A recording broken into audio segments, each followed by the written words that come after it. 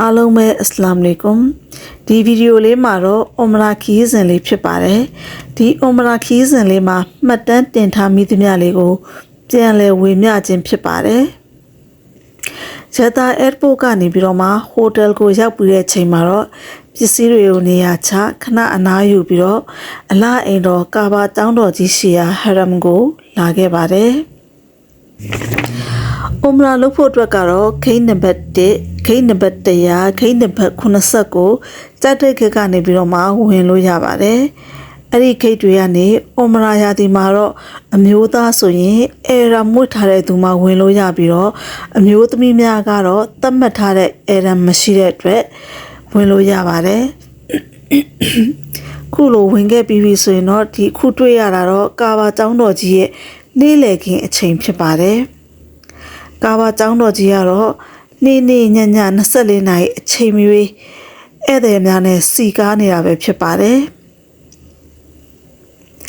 ဧည့်သည်တွေကနေသွားလိုက်များလာလိုက်နဲ့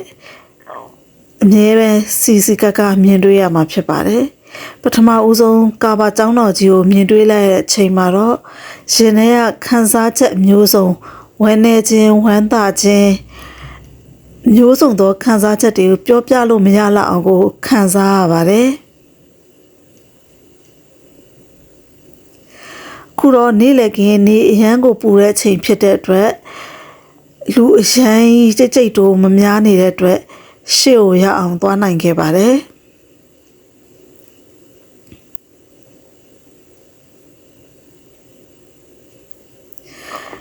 တဝဖ်ခုနှစ်ခေါက်လဲမှာဖြစ်ပါတယ်ဒီတဝဖ်လဲတဲ့အခါမှာဝီချက်နဲ့တဝဖ်လဲတဲ့သူတွေကတော့ဒီမြေပြင်ကနေလဲလို့မရပါဘူးပထမတက်ဒုတိယတက်နဲ့ဟိုအပေါ်ဆုံးတက်တွေကနေပဲလဲလို့ရပါတယ်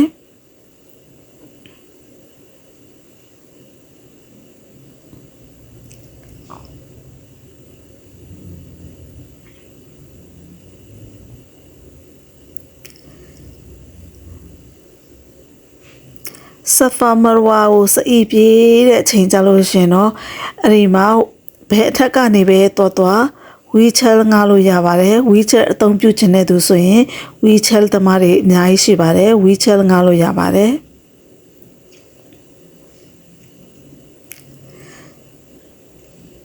တဖြည်းဖြည်းနဲ့ရှေ့ဆုံးကိုရောက်ရှိလာခဲ့ပါတယ်ဒီမှာတဝဖ်ခုနှစ်ခေါက်လဲပြီးရင်ဆိုရင်တော့စအီပေးမှာဖြစ်ပါတယ်ဆဖာနဲ့မရဝါနဲ့ဆဖာကိုခုနှစ်ခေါက်ပြေးရမှာဖြစ်ပါတယ်ကျွန်မရဲ့မှတ်တမ်းထဲမှာတော့ပါမလာခဲ့ပါဘူး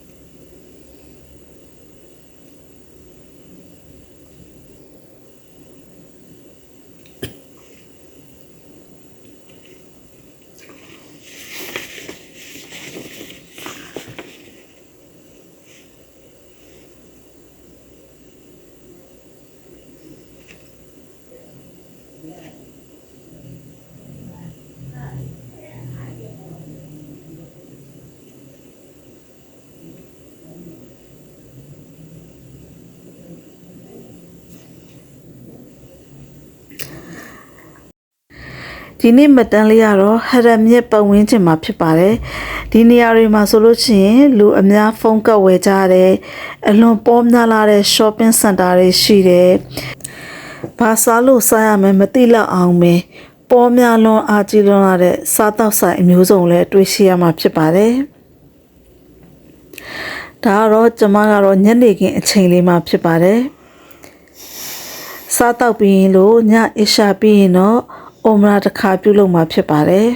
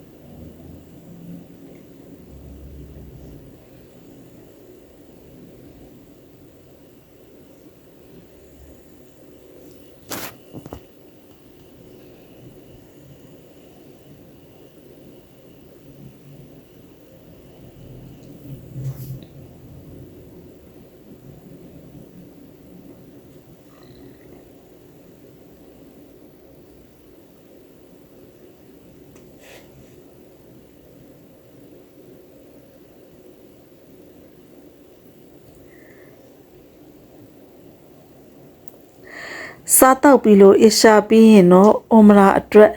နီယတ်လုပ်ဖို့အိုင်ရှာပလီကိုတက္ကစီငှားပြီးသွားမှာဖြစ်ပါတယ်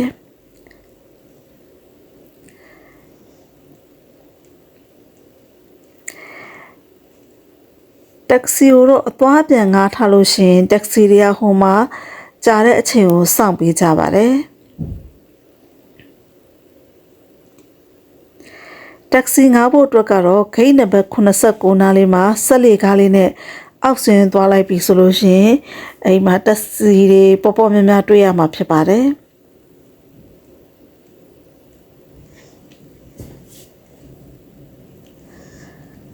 ဒါတော့အခုမှမုံစားဖို့အတွက်ပတ်ရှာနေတော့မှာ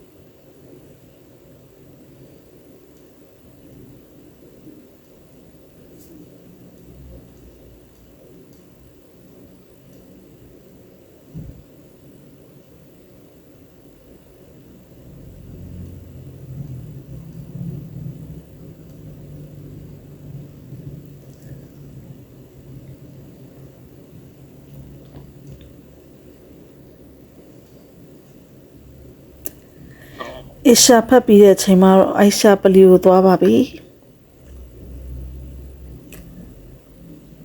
အိုင်ရှာပလီကိုရောက်ပြီဆိုရင်တော့နဖီလ်နမတ်နာရကတ်ဖတ်မယ်ပြီးရင်နီယတ်လုပ်မယ်ပြီးရင်လက်ပိုက်က3ခါဆိုပါမယ်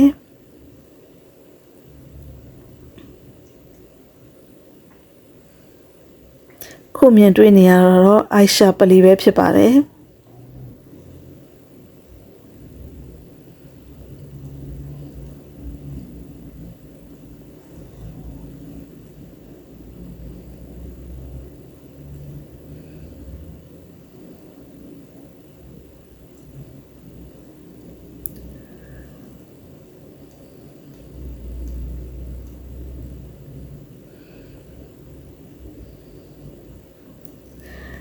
ပြီးရင်တော့ဒီငှားထားတဲ့တက္ကစီမှာ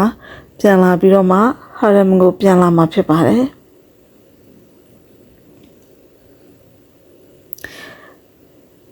ဒါတော့ည7 နာရီကျော်ဖြစ်နေပါပြီ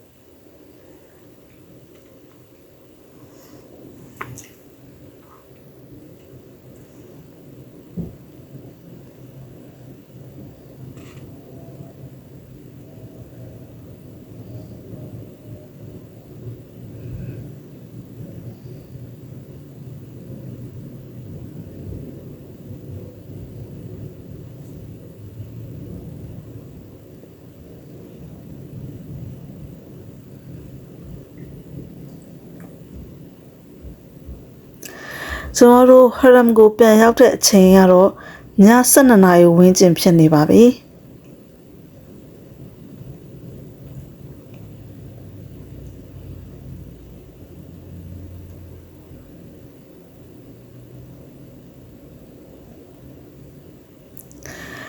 ခုမြင်တွေ့ရတာတော့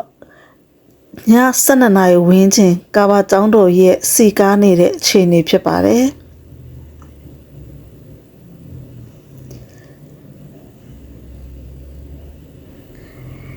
နေ့နေ့ညည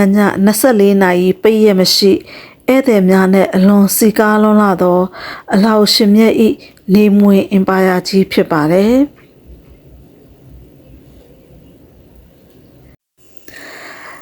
တဝဖ်ခုနခေါက်ပြီးရင်တော့ဆဖာနဲ့မရဝါကိုစအီပြေးမှာဖြစ်ပါတယ်ဒီတစ်ခါမှလည်းအဲ့ဒီမတန်းလေးကပါမလာပြန်ပါဘူးရှင်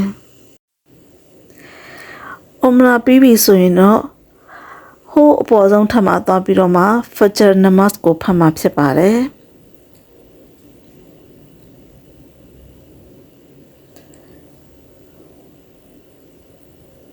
အားလုံးစိတ်နှလုံးအေးချမ်းဖဂျာအာဇာတလေးလည်းထည့်ပေးလိုက်ပါတယ်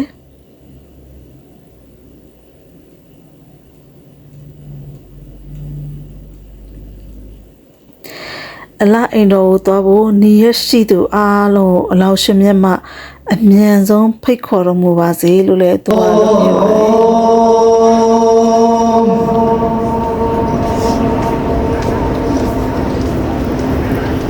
أشهد أن لا إله إلا الله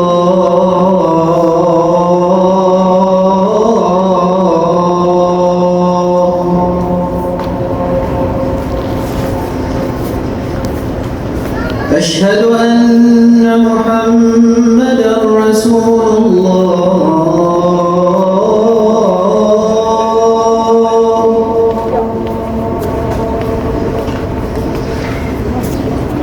أشهد أن محمدا رسول الله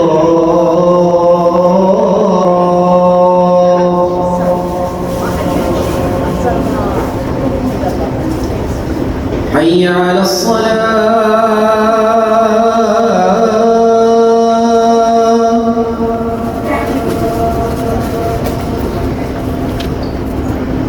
حي على الصلاة